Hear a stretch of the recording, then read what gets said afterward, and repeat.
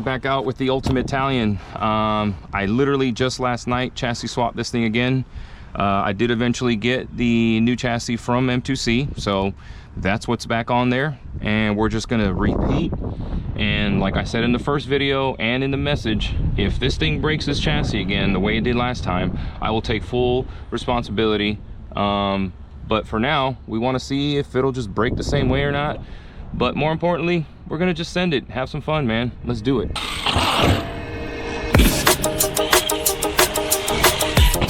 Nice.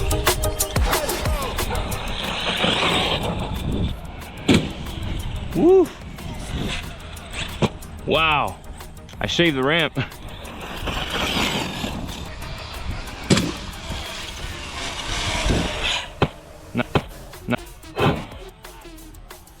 Nice. Bro, did it not break anything just now? It got stuck upside down, dude. It did that thing again where it gets caught in the air somehow, and then no matter how much gas I give it, unless the battery is about to die, which is also possible. Not yet, but it might be close. That might have been what it was. Damn, I landed roof down, dude. Hard. Woo! That was a nice one.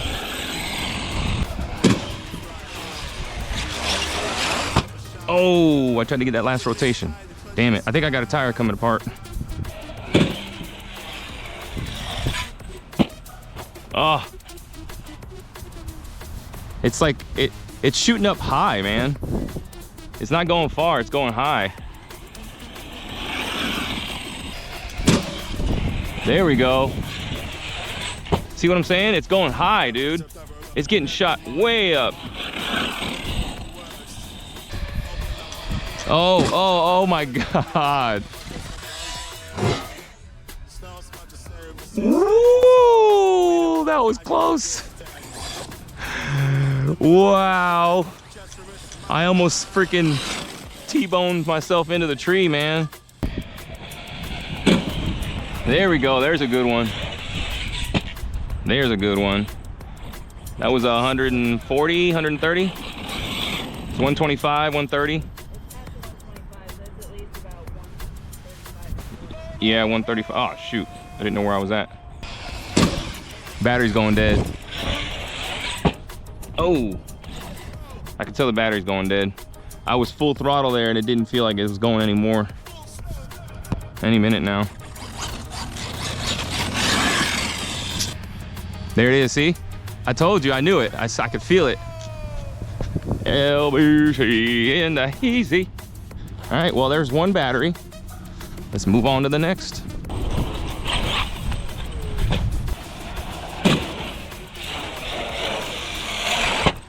Wow. That tire right out of the box was unglued. Yep.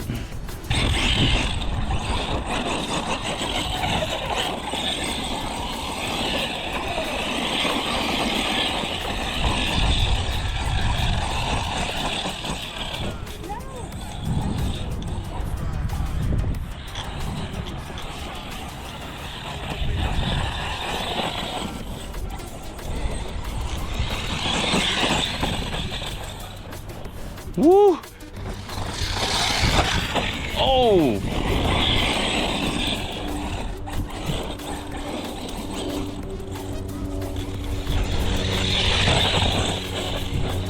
I like wheelie through that whole section.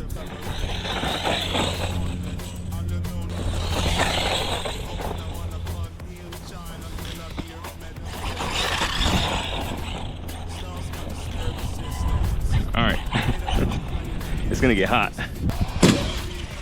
Nice one, nice one. Oh, turtle. That was a nice one though, dude. Nice.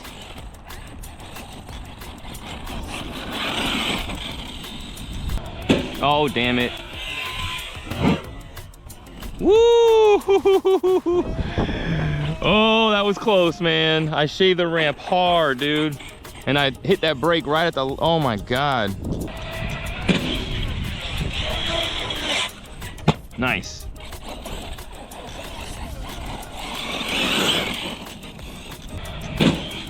I shaved the ramp hard. Woo!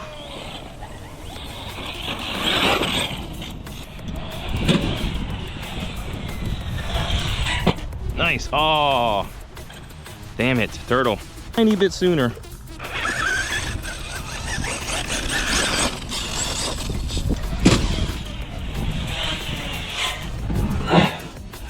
Woo! That's what I wanted to do. That's actually kind of hard, dude. Nice. Oh, turtle. That ESC fan is still going. Not like a freaking Castle ESC fan. Nice. Oh, God, I landed rear end first on that one.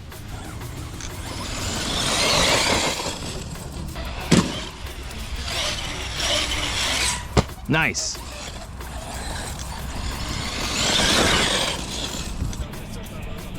Ooh. That was a close one, dude. It was going left to right on me. I almost didn't make that. Woo! Totally didn't mean to do that, dude. I went off the ramp sideways as hell, dude. I didn't even know until it came flying off the ramp.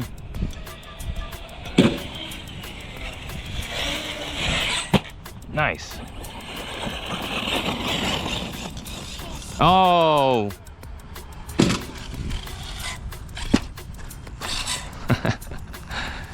Oh, that's battery number 2.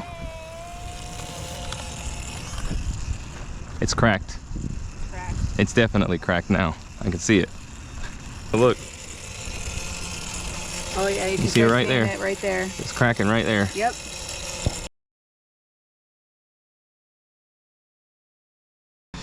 All right, guys. Well, we are out with the Talion. We are on a new chassis. This video is basically, I will go over what happened to the last chassis with the old ramp. We're now on the new ramp.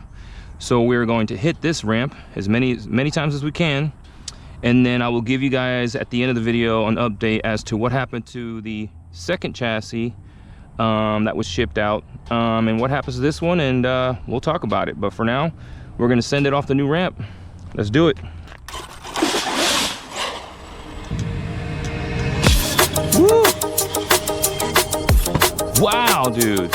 Right off the rip, that's 150, 175. So it landed like right before the 175 mark. So we're doing 165 at least. Dang, dude.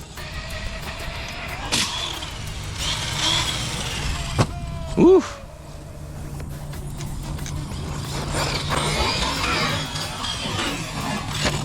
Let's go, baby. Nice.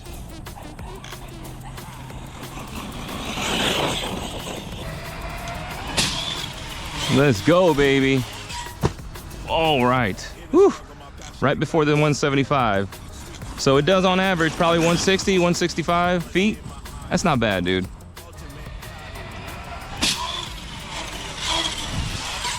Nice.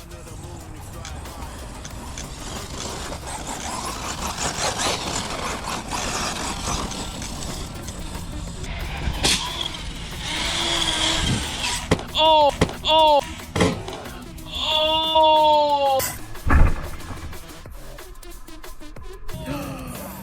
Oh, God dang it, man. Freaking lawn darted the crap out of it, man. Fuck. Woo. Ooh, that landed sideways. She still did. Babe, what are the flags? 100? Okay. So we did 140. It's about what it was doing before. Nice.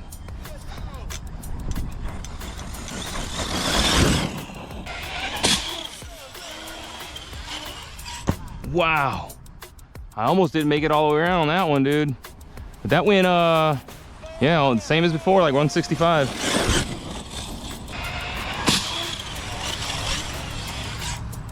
Oof. I landed a little rear end first on that one. But we made it to 175 on that one. That was the third flag. Can't tell if that's the body or that's, oh yeah, that's the body, okay. I still haven't fixed my stupid freaking fan.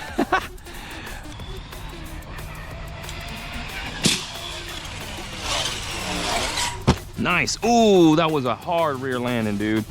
Damn it, turtle. Maybe I can put that in slow motion to see where it landed.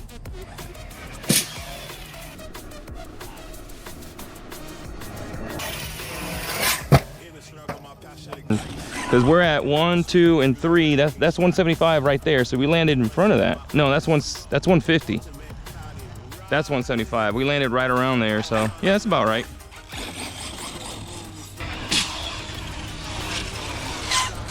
Ooh, ooh, I think I broke. It's one too many times landing on that rear end, dude. Yeah, I definitely broke. Probably both sides. Look at that. No, only one. Looks like one. Oh yeah, one rear arm. And that's cracked. So it's not gonna want to go back.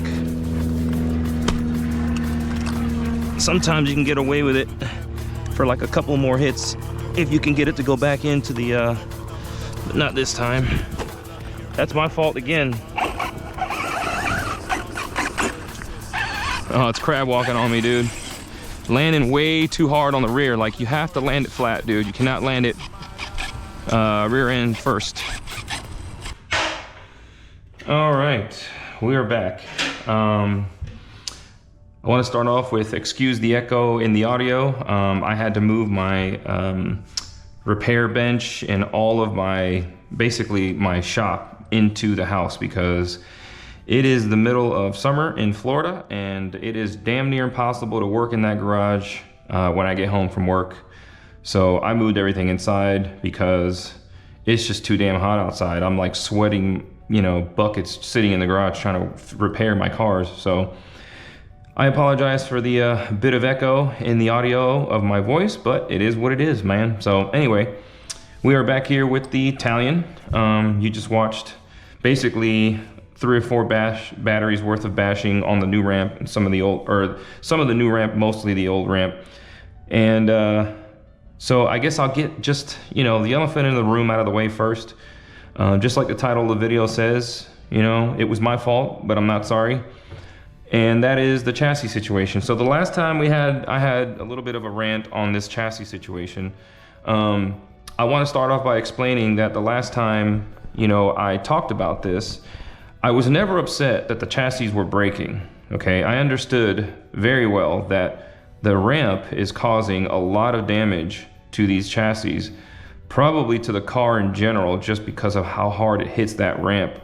And mostly, now that I've had even more time to analyze it, it was actually mostly the coping. Right at the top of the ramp, there's coping that the chassis basically has a secondary hit, and it hits at the bottom, or it hits the back of the chassis right at as it's about to leave the ramp. So it's basically worst case scenario. I think I've already given some slow motions of how that's all happening. So if you're curious, you can go back maybe 1 or 2 videos, watch at the very end. I explain how that chassis is hitting that ramp and damaging the rear of the chassis. And for those who've been watching, you already know. But what I do want to discuss is the chassis themselves. So this is the one that originally broke in half. There's the 2 pieces. That's an M2C chassis. Then we had the second one that was sent out to me. But here's the thing. So the reason I was upset the first video that I made, still kind of, you know, why I titled the video the way that I did, is because, oh yeah, by the way, this one's bent and it's cracked right there, as you saw in the video. But what it boiled down to for me was just about the fact that it was never addressed. I was never upset that the chassis were breaking. I knew that, you know, I can't expect these cars to go through what I'm going through and not have something fail.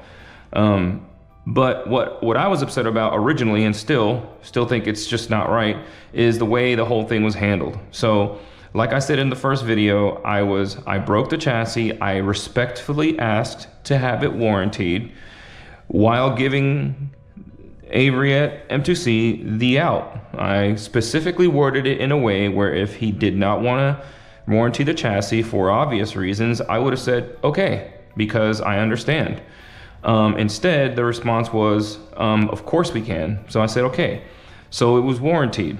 But the problem is a week goes by and I hear nothing. So now I'm like, okay, well, where is the chassis? And then the next response I got was, and this is all in the last TALION video, the next response I got was, I told her to just send it. And then I was like, okay. So the whole point is the way the whole thing was handled. And I forgot that originally I was sent an email for a coupon code, and then I was sent another email that same day for saying that the coupon code is no longer valid, so just don't use it, we'll send you another one tomorrow. And then I get a response saying that I told her to just send it. I mean, it's a chassis, okay? It's one part. So it's not like I just sent you this long list of parts, and, you know, and you need to decipher which one's which and what. It's one part for one customer. I understand I'm not the only customer, but all you had to do was just send the new one out, okay? And then communicate that. That was my other big, issue, is that not only is your team sending emails saying it's sent, then or saying that they have a coupon code, then they don't have this coupon code, and then you tell me that you told them that it got sent, and then 2 weeks go by and I don't know anything about anything, right? So 2 weeks later, I'm filming my outro on my video, and my whole purpose was that I wanted to highlight how good M2C is with their customer service.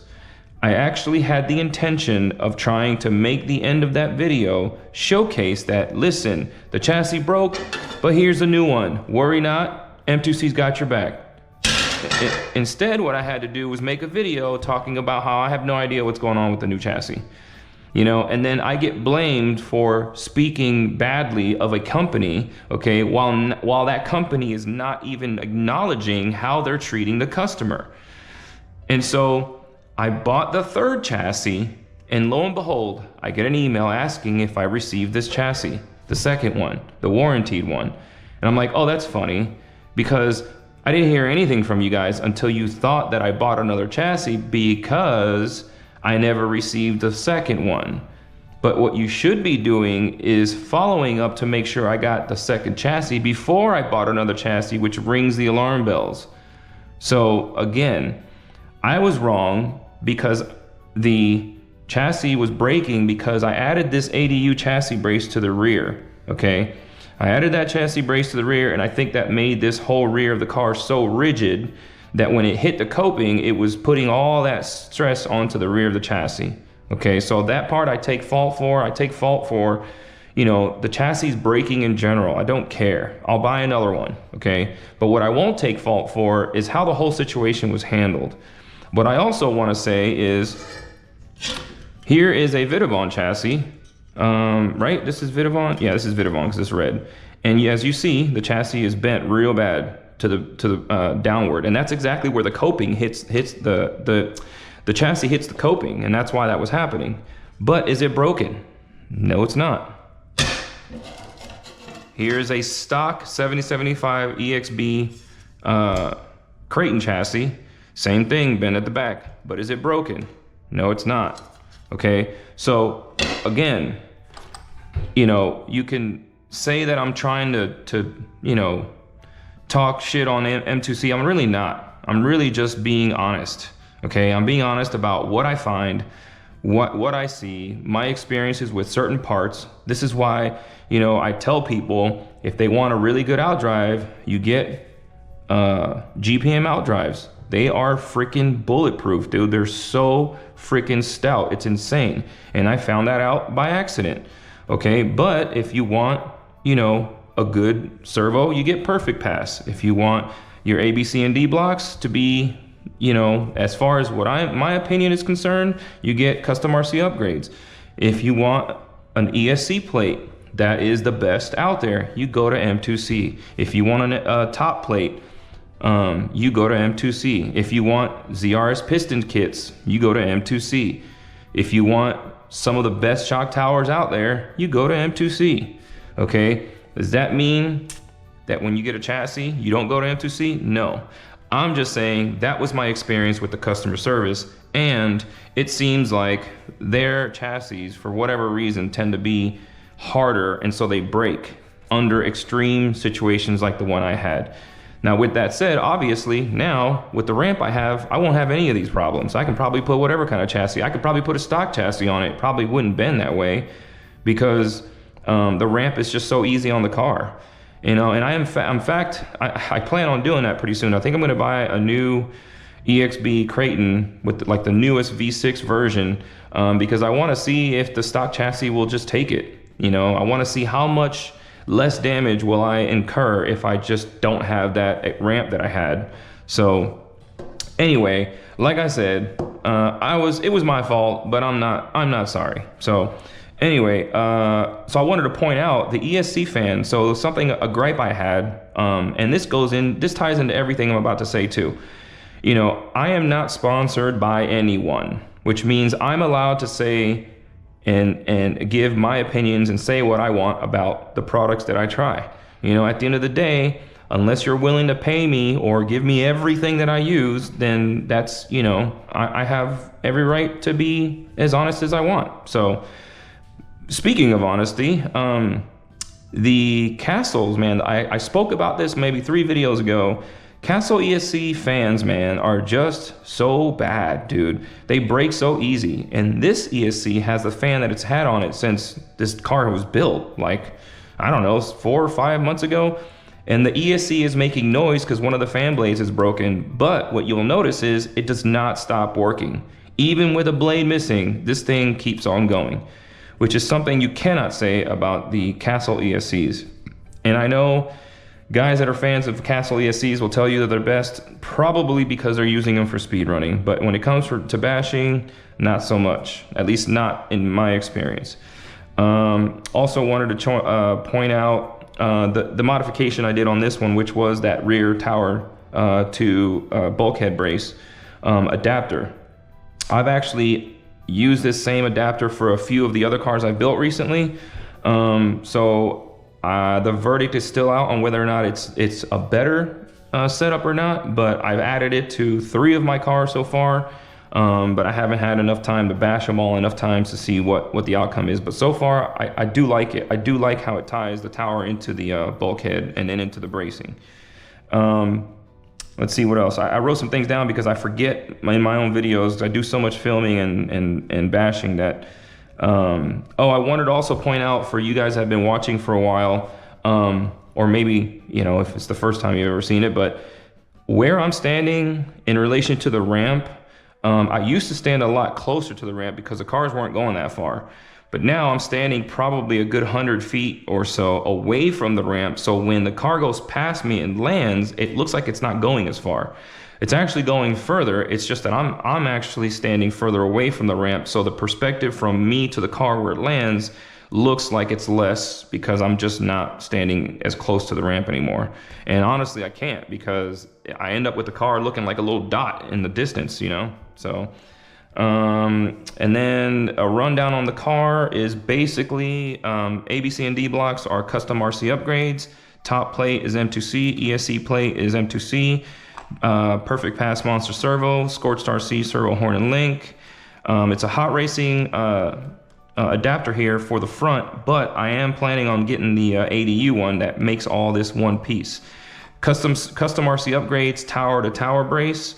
Custom RC upgrades, tower to chassis braces, both front and rear. Obviously the Hobby Wing Max 6 G2 with the 1650 kV motor. It is geared 25 with a 50-tooth spur. It does have RC all-wheel drive diffs. They are the EXB LSD diffs.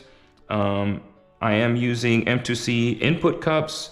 I am using GPM out drives. I am using the front and rear shocks out of a Creighton.